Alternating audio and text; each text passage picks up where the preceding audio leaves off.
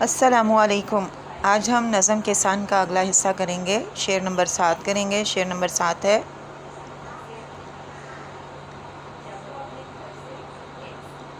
یہ سما اور ایک قوی انسان یعنی کاشتکار، ارتقاء کا پیشوا، تہذیب کا پروردگار۔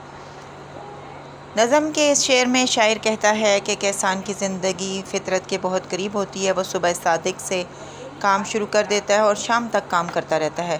صبح سویرے کے اس خوبصورت منظر میں ایک مضبوط، طاقتور، توانا انسان یعنی کاشتکار اپنے کھیتوں کی جانب رواں دواں ہوتا ہے۔ جب کھیتیاں ویران ہو جاتی ہیں، کسان کام میں جٹا رہتا ہے۔ ملک کی معیشت کا انحصار زراعت کی ترقی پر ہے۔ کسان اپنا خون پسینہ ایک کر کے فصلیں تیار کرتا ہے اور یہ حقیقت میں ملک کی معیشت کو مضبوط کرتا ہے۔ کسان کی زندگی ہمیں وقت کی پابندی اور محنت کی عظمت کا درس دیتی ہے، اسی لیے شاعر نے کسان کو انسانیت کا علمبردار کہا۔ کسان کی وجہ سے کاشتکاری بھی اچھی ہوتی ہے اور ملک ترقی کی منزلیں طے کرتا ہے۔ شعر نمبر 8 ہے: جس کے بازو کی صلابت پر نزاکت کا مدار، جس کے کسبل پر اکڑتا ہے غرور شہریار۔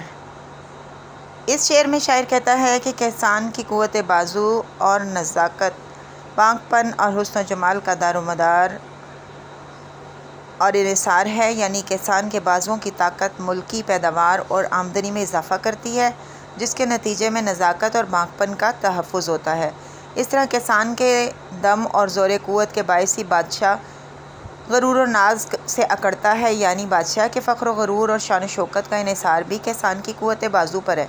اگر کسان پیداوار میں اضافہ کر کے مالیہ اور لگان ادا نہ کرے تو بادشاہ کی بادشاہت قائم نہیں رہ سکتی۔ یہ کسان ہی ہے جو لوگوں کو آرام و آسائش مہیا کرتا ہے اور بادشاہ اور حکمران کی شان بڑھاتا ہے۔ شعر نمبر 9 ہے: جلوہ قدرت کا شاہد، حسن فطرت کا گواہ، ماں کا دل، مہر عالم تاب کا نور نگاہ۔ جوش ملی آبادی اس شعر میں کسان کی تعریف کرتے ہوئے فرماتے ہیں کہ کسان وہ واحد ہستی ہے جو صبح سویرے اٹھ کر فطرت کے حسین نظارے دیکھتا ہے، پرندوں کا چہچہانا، کلیوں کا چٹکنا اور پھولوں کی شبنم کا مشاہدہ کرتا ہے۔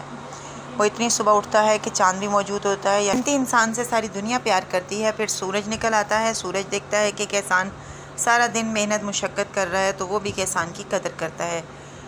یوں کسان چاند اور سورج دونوں کی آنکھوں کا تارا بن جاتا ہے، یعنی کہ کسان سے ساری دنیا پیار کرتی ہے۔ شعر نمبر 10 ہے: لہر کھاتا ہے رگے خواہشات میں جس کا لہو، جس کے دل کی آنچ بن جاتی ہے سیل رنگ و بو۔ شاعر اس شعر میں کسان کی محنت و مشقت کو خراج تحسین پیش کرتا ہے۔ شاعر کہتا ہے کسان اپنے لہو سے زمین کی زرخیزی اور شادابی کو سینچتا ہے۔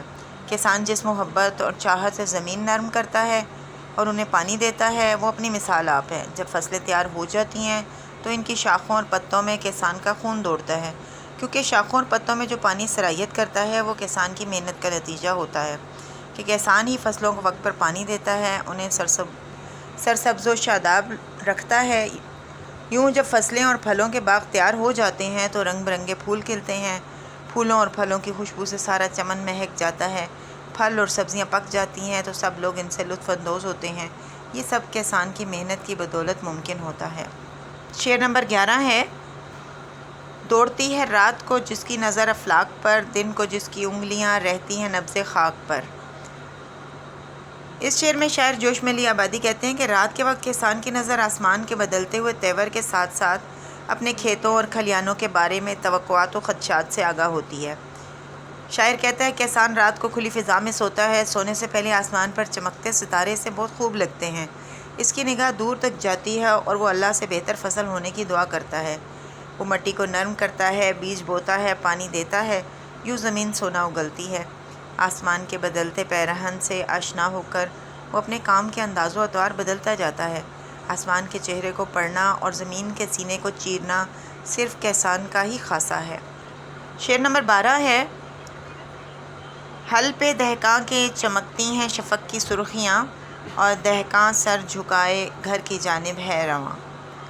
جوش ملی آبادی نے رومانوی انداز میں کسان کی روانگی اور غروب آفتاب کے منظر کو بیان کیا ہے کہ دن جانے کی تیاری میں اور دن بھر کی مشقت کے بعد کسان اپنے گھر کی جانب گامزن ہے۔ غروب آفتاب کے وقت آسمان پر سرخی دکھائی دے رہی ہے جس کا لال رنگ کسان کے حل پر نظر آ رہا ہے۔